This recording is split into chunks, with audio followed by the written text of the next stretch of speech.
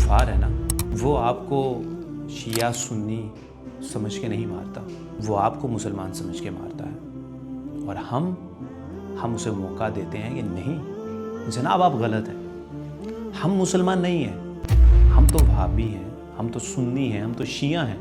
ये देखो हमने सीने पे सजाया हुआ एक तोक अपने आबाओ अजदाद का, अपने मुल्लाओं का, उन मुल्लाओं का जिन्होंने फ़िरका परस्ती का दर्स दे के चूरन बेच के हमें तकसीम किया और अपनी लंका जो है उसको चमकाया। हम आपकी बातों में क्यों आए? हम तो मानेंगे अपने फ़िरके को, हम तो वो बोलेंगे जो मेरे मौलवी ने बोला, जो मस्जिद की नुक्कर के मौलवी ने बोला है, उस पर अमल नहीं करेंगे जो कुरान में बोला है, जो हदीस में बोला है, जो रवायत में आता है, जो तारीख़ बोलती है, हम उस पर अमल नहीं करेंगे। हम आपको मौका देंगे कि जब आप एक ही मुल्क में हमला कर रहे होंगे तो हम बटे होंगे 4, 5, 6, 7 फ़िरक़ों में, किस लिए? आपकी आसानी हो जाए, क्योंकि हम तो यही देखते आ रहे हैं। हम क्यों कहाँ माने कुरान का, हम क्यों कहाँ माने अपने रब का? इसलिए आज आप लोग बटे हुए हैं।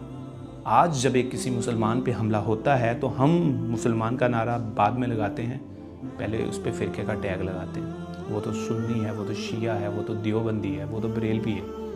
तो फिर कैसे हम एक दूसरे का दिफा करेंगे? फिर कैसे? आपको याद होगा बचपन में हम एक कहानी पढ़ते थे, वो एक जो किसान होता है उसके 4 बेटे होते हैं, वो लड़ते रहते हैं आपस में। उसका नतीजा वो बुलाता है, बीमार होता है, वो कहता है ये तो बाद में मर जाएंगे, एक दूसरे को ख़त्म कर देंगे।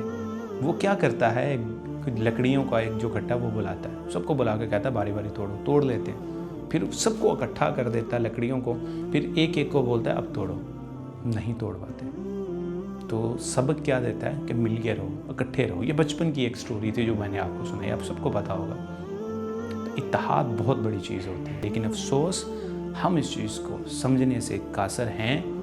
और शायद जब तक हम इन चीज़ों में बटे रहेंगे ना, तो हम इससे महरूम ही रहेंगे।